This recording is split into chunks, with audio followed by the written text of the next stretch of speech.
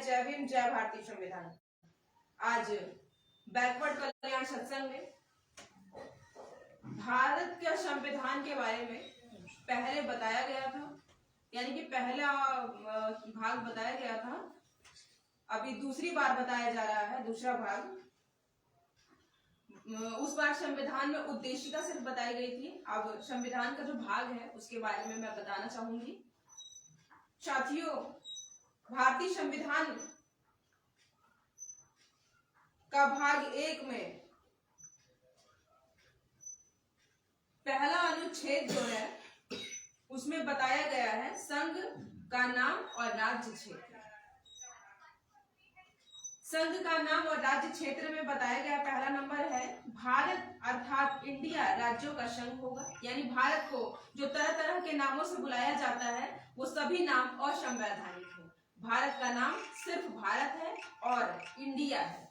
इसके अलावा जो भी नाम लिए जाते हैं भारत को वो सभी असंवैधानिक है, उसे नहीं लेना चाहिए।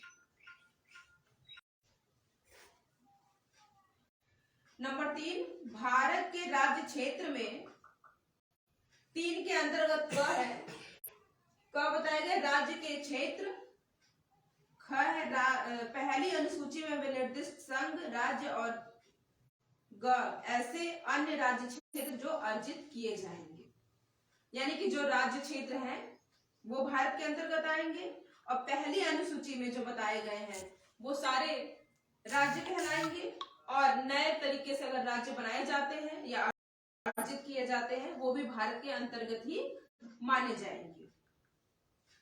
अनुच्छेद 2 है, अनुच्छेद 2 में बताया गया नए राज्यों का प्रवेश या स्थापना। संसद विधि द्वारा ऐसे निबंधनों और शर्तों पर जो वह ठीक समझे संघ में नए राज्यों का प्रवेश या उसकी स्थापना कर सकेगा। जिस प्रकार आप देखते हैं पहले यूपी बिहार एक ही में था, बाद में उसको यूपी अलग कर दिया गया, बिहार अलग कर दिया गया और फिर बाद में बिहार का भी एक अलग भाग काट करके झारखंड बना दिया गया। तो ये राज्य के पास ये अधिकार है, संसद के पास ये अधिकार है कि वो अलग अलग राज्य बना सकती है या फिर अन्य राज्यों को एक में जोड़ करके एक राज्य बना सकती है। ये भारतीय संविधान अधिकार देता है।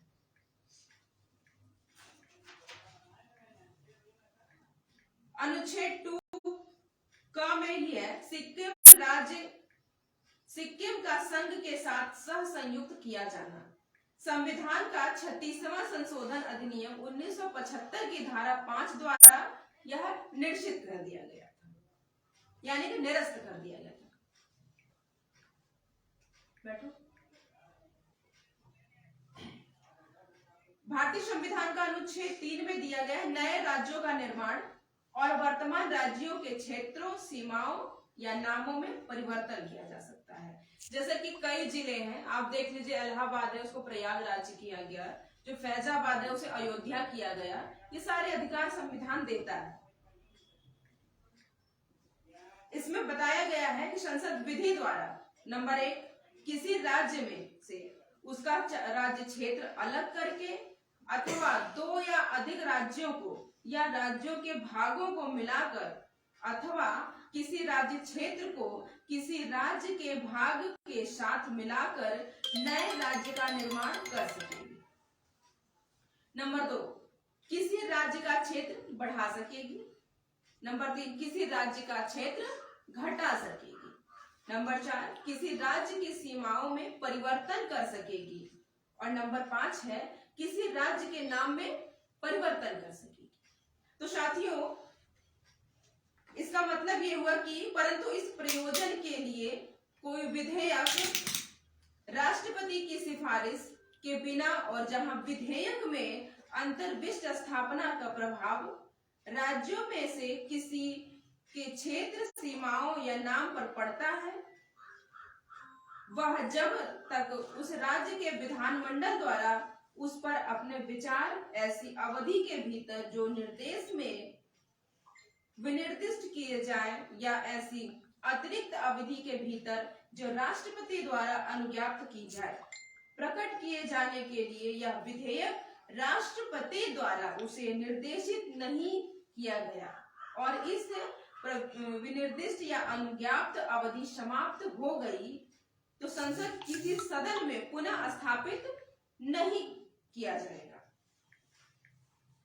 इसका स्पष्टीकरण है, इस अनुच्छेद के खंड क में खंड क से खंड अंग यानी कि पहले से 5वें तक जो मैंने बताया है उसमें राज्य के अंतर्गत संघ राज्य क्षेत्र है, किंतु परंतु में राज्य के अंतर्गत संघ राज्य क्षेत्र नहीं है।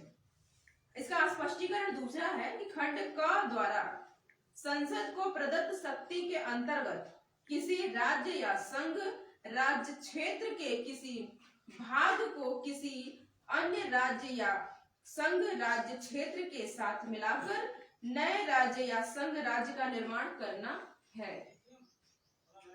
अनुच्छेद 4 कहता है इसका कि पहली अनुसूची और चौथी अनुसूची के संशोधन तथा अनुपूरक अनुषंगिक और पारिणामिक विषयों का उल्लंघन करने के लिए अनुच्छेद 2 और अनुच्छेद 3 के अधीन बनाई गई विधियां नंबर 1 अनुच्छेद नंबर 1 अनुच्छेद 2 अथवा अनुच्छेद 3 के निर्दिष्ट किसी विधि में पहली अनुसूची और चौथी अनुसूची के संशोधन के लिए ऐसे उपबंध अंतर्विष्ट होंगे जो उस विधि के उपबंधों को प्रभावी करने के लिए आवश्यक हो तथा ऐसे अनुपूरक अनुषंगिक और परिणामिक उपबंध भी जिनके अंतर्गत ऐसी विधि से प्रभावित राज्य या राज्यों के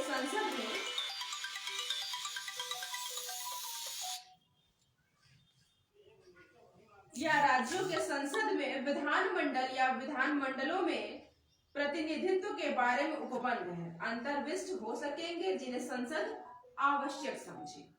नंबर दूसरा है पूर्वोक्त प्रकार की कोई भी विधि अनुच्छेद 368 के प्रयोजन के लिए इस संविधान का संशोधन समझी जाएगी।